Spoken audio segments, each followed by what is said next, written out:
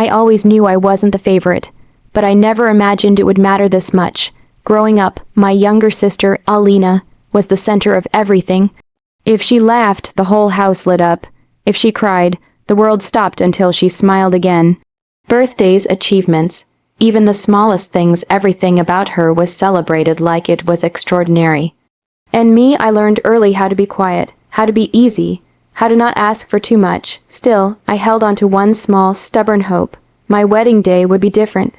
It had to be, for once. It would be about me.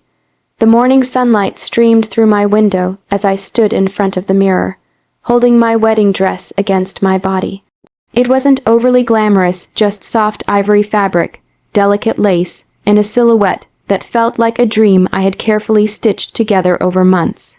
I smiled at my reflection, imagining how everything would come together. The aisle lined with flowers, the soft music, my parents sitting in the front row, watching me, really seeing me, maybe for the first time. Finally, I whispered to myself, "This is my moment," but deep down, there was a flicker of unease I couldn't explain. 2 weeks before the wedding, that unease turned into something real. "Can we talk?" My mother called from the living room. Her tone was gentle, but it carried that familiar weight, the kind that always meant something wasn't right. I sat down across from her, my hands folded nervously in my lap. My father stood nearby, arms crossed, avoiding eye contact. That alone told me everything. "What's wrong?" I asked, my voice quieter than I intended. My mother hesitated before speaking. "You know your sister's birthday is coming up," she began. I nodded slowly. "Of course, it's the same week as the wedding." She exchanged a quick glance with my father. "It's actually the same day." For a moment, I thought I had misheard her. "The same day," I repeated, a small laugh escaping my lips. "Well, that's okay. We'll celebrate after the ceremony." Silence, heavy, uncomfortable, wrong. My chest tightened. "What?" I asked, my voice trembling now. "We already planned her party," my father said, finally speaking. "It's a big one. People are coming from out of town." I blinked, trying to process his words. "You planned her party on my wedding day." "It's not like that." My mother rushed to explain. "It was just the only date that worked for everyone." "Everyone," the word echoed in my mind. "What about me?" I whispered. They didn't answer right away. Instead, my mother reached for my hand, her touch warm but strangely distant. "You understand, right? Your sister only turns 20. Once. I felt something inside me crack quietly, but deeply. "And I only get married once," I said, barely holding my voice together. Again, silence, but this time it said everything. That night, I lay awake staring at the ceiling, replaying the conversation over and over again. Maybe they didn't mean it the way it sounded. Maybe they'd still come. Maybe they'd find a way to do both. They had to. They were my parents. I told myself I was overthinking. That love didn't just disappear because of poor timing, but the next few days proved me wrong. Every phone call, every conversation, it all revolved around Alina's party. The decorations, the guest list, the dress she would wear. Not once did they ask about my wedding. Not once did they mention being there. It was as if my day had already been erased. A week before the wedding, I tried one last time. "Mom," I said carefully over the phone, "what time will you and Dad arrive at the venue?" There was a pause on the other end. "We'll see how things go," she replied vaguely. "How things go," I repeated. "Well, the party is in the evening, and there's a lot to manage." Her voice faded into excuses I had heard my entire life. I closed my eyes, gripping the phone tighter. "So you're not sure if you'll come?" I said. "It's just complicated," she answered. No, it wasn't complicated. It was a choice, and for the first time, I was starting to understand where I stood in that choice. The realization didn't come with tears. It came with something colder, something quieter. I wasn't their priority. I never had been, and as my wedding day drew closer, that truth settled into my heart like a storm waiting to break. But even then, a small part of me still hoped that when the moment came, they would choose me, just this once. The morning of my wedding arrived with a strange, fragile silence. I woke up earlier than I needed to, my heart already racing, as if it knew something I wasn't ready to admit. For a moment, I just lay there, staring at the ceiling, trying to hold onto the excitement I had imagined for months. Today is your day, I told myself, but the words didn't feel real anymore. The bridal room was quiet, too quiet. Soft light filtered through the curtains, illuminating the dress hanging near the window. My dress. The one I had dreamed about, planned around, believed would mark the beginning of something beautiful. Now it felt like it belonged to someone else. I kept glancing at my phone, waiting. A message, a call. Anything, but the screen stayed empty. No good morning. No we're on our way. Nothing. Are you okay? My friend Sarah asked gently as she helped me with my hair. I forced a smile, of course, just nervous. She didn't look convinced, but she didn't push either. Everyone in that room knew something was missing. Someone was missing. As the hours passed, the silence from my family became louder than any noise could have been. And then my phone buzzed, my heart jumped, finally, but it wasn't them. It was a notification, then another. And another. Confused, I opened one, and felt my breath catch in my throat. Photos, videos, music, laughter. My sister, Alina, standing under dazzling lights in a shimmering dress, smiling like the world belonged to her. A massive crowd surrounded her, cheering, celebrating, capturing every moment. Her party had already started. My hands began to tremble as I scrolled. There was my mother, laughing, my father, raising a toast, relatives. Family, friends, everyone, all in one place, just not with me. It felt like the air had been knocked out of my chest. They didn't even wait. I whispered. Sarah stepped closer. What happened? I turned the phone toward her, unable to speak. Her expression changed instantly from confusion to anger. Oh my God, they're all there. I nodded, my vision blurring. They chose her, I said, the words breaking as they left my lips. On my wedding day, they chose her. For a moment, I thought I might fall apart completely. The kind of crying that leaves you gasping, shaking, unable to stand. But it didn't come. Instead, something else settled inside me. A quiet, steady ache, deeper than tears. It's time. Someone said softly from the doorway. Time, the word felt almost cruel. How could time keep moving like nothing had happened? How could the world not stop for this? As I stood at the start of the aisle, my heart pounded so loudly I thought everyone could hear it. The music began to play. I looked ahead, and there he was, waiting, calm, steady, certain. His eyes found mine instantly, and in them, I saw something I hadn't felt all day. I mattered not because of the dress, not because of the event, but because of who I was. I took my first step, then another, each one heavier than the last. The empty chairs in the front row felt like silent witnesses to everything I had tried to ignore. Every step forward was a reminder of who wasn't there. But somehow I kept walking, not for them, not anymore. For myself. When I reached the altar, he gently took my hands in his. They're not here, are they? He asked quietly. I shook my head. For a second, his jaw tightened, but then his expression softened. I'm here, he said. And I'm not going anywhere. Something inside me cracked again, but this time it wasn't painful, it was freeing. The ceremony began. The words, the vows, the promises, they all felt raw, real, untouched by the chaos outside. And when I spoke my vows, my voice didn't shake, because for the first time that day, I wasn't thinking about who had left me behind. I was thinking about who had stayed. As we were pronounced married, a small wave of applause filled the space. It wasn't loud, it wasn't grand, but it was genuine, and somehow that meant more.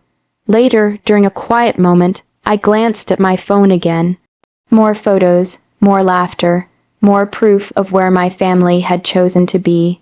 This time, though, I didn't feel the same sharp pain. Just a quiet understanding. They hadn't just missed my wedding.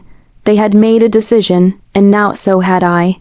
As I slipped my phone into my bag and looked at my husband, I realized something I hadn't expected. I wasn't broken. I wasn't even lost.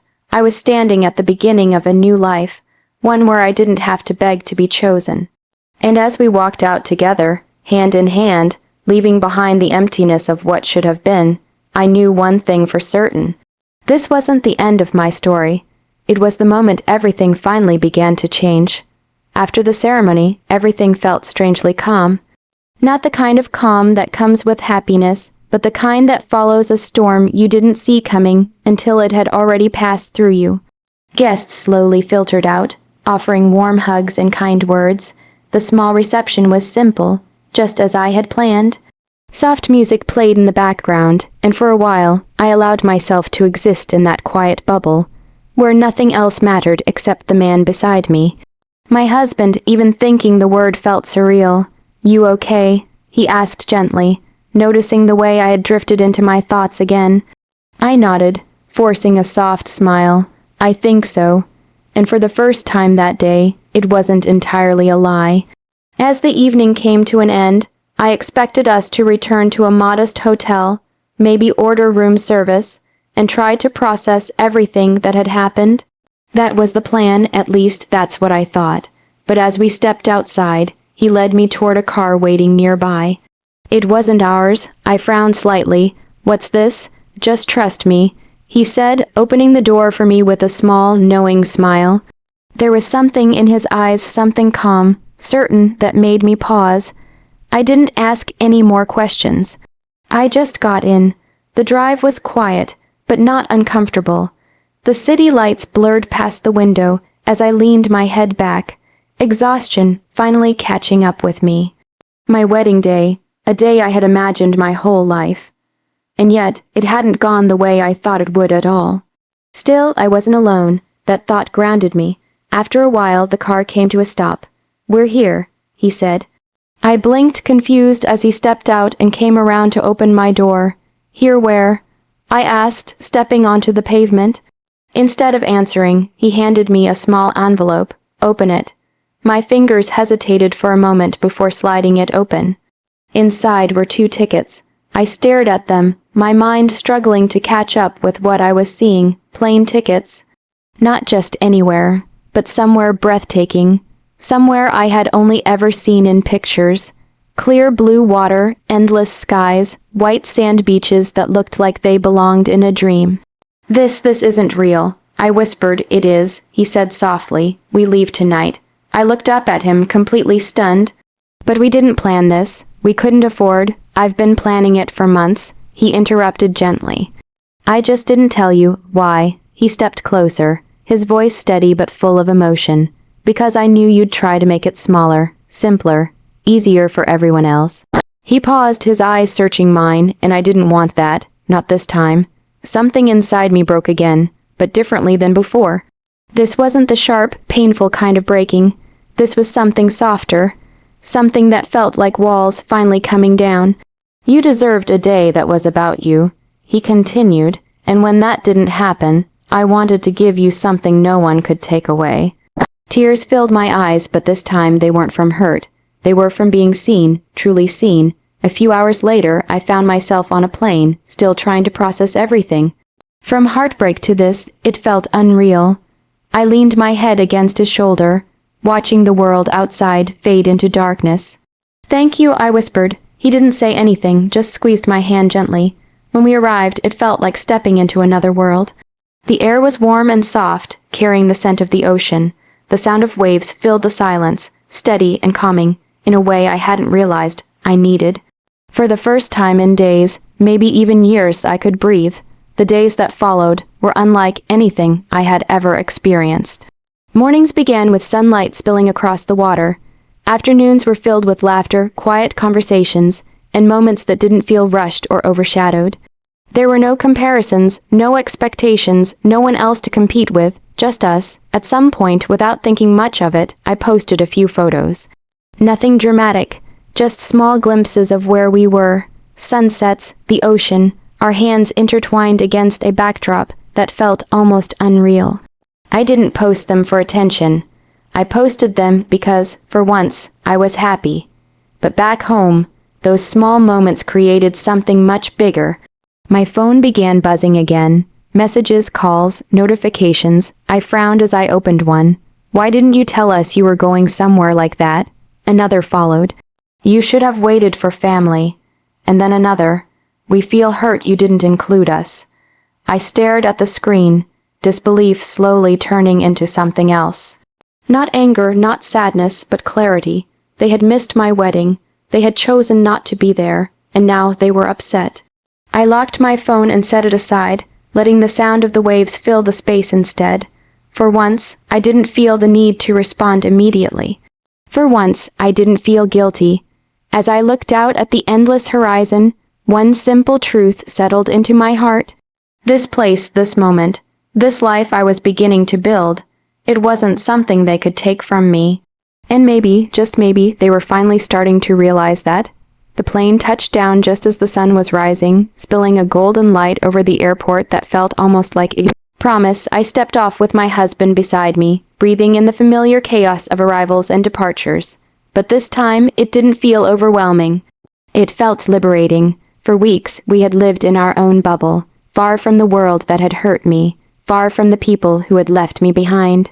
And now, returning home, I wasn't the same girl who had boarded the plane. I was stronger, quieter, and infinitely clearer about who I was, and who I wasn't willing to let define me. The first few days back were interesting. Messages kept arriving, polite at first, then increasingly awkward, then slightly desperate. My mother's texts were full of half-hearted apologies. My father's were defensive. Even Alina sent one, awkwardly praising the photos she had seen online, trying to brush over her part in the betrayal. I read them all, and then I deleted most of them, because here was the truth. Nothing I could say or do would erase the hurt they had caused me. And I didn't need to erase it. I just needed to own it. The sweet revenge, I realized, wasn't about confrontation or humiliation. It wasn't about showing them the luxury of my honeymoon or the depth of my happiness. It was this, living my life fully, unapologetically, without waiting for their approval. I started small. I put more energy into my work, into my hobbies, into relationships that actually nourished me. I invested in the people who truly cared, who didn't make me feel like an afterthought. I laughed louder, smiled wider, and yes, I even posted more photos, not for them, but for myself. Every image was a quiet declaration. I am happy, I am whole, I am enough, and slowly, the realization began to sink in for my family. The first time I saw the shift, it wasn't subtle. My mother commented on a photo with a forced tone of surprise. Wow, looks amazing. My father tried to call me for dinner, unsuccessfully because I had politely declined, and Alina, she stopped texting about her own celebrations and started asking questions about my life. It was obvious they were seeing me not the version of me they had ignored, but the woman I had become without them. But I didn't rush to forgive. I didn't pretend the past hadn't happened. I simply chose to set boundaries. Family dinners were no longer automatic. Invitations were considered carefully. Conversations about hurtful events were acknowledged only on my terms. And when they tried to push to guilt me, I didn't flinch. I'm living my life. I said once, calmly, if you want to be part of it, show up without conditions. If not, that's your choice. It wasn't mean. It wasn't cruel, it was truth. Months passed and slowly, the dynamic shifted. They began to show up. Not for control, not for validation, but because they finally realized that my life was moving forward, with or without their permission. I didn't rush to let them in completely. I kept my independence intact, and the most beautiful part, I didn't need their approval anymore. The sweetest revenge I understood wasn't revenge at all. It was peace. It was freedom. It was the quiet satisfaction of knowing that on the day they abandoned me, I didn't collapse. I didn't shrink. I didn't beg to be seen. Instead, I built something greater than their absence. A life filled with love, respect, and joy. One evening, months later, I stood on the balcony of our apartment, overlooking the city lights. My husband stood behind me, wrapping his arms around my waist, and whispered, "Look at this. We made it." And I smiled, finally letting go of the last trace of bitterness. "Yes," I said, "we made it, and no one can take this from us." The people who had skipped my wedding had thought they had won. They had thought my absence of their presence would hurt me forever. But instead, it had given me clarity, strength, and a love deeper than anything I could have imagined. And that my quiet, undeniable joy was the sweetest revenge of all, because in the end I didn't need to fight. I simply chose to live, and living, fully and unapologetically, was the only victory that truly mattered. I had once dreamed of a wedding day where I was seen, loved, and celebrated. I hadn't received that from them. But life gave me something infinitely better. A marriage built on love, a life built on choice, and a self that was finally whole. And for the first time I understood, happiness isn't given, it's claimed, and I had claimed it completely,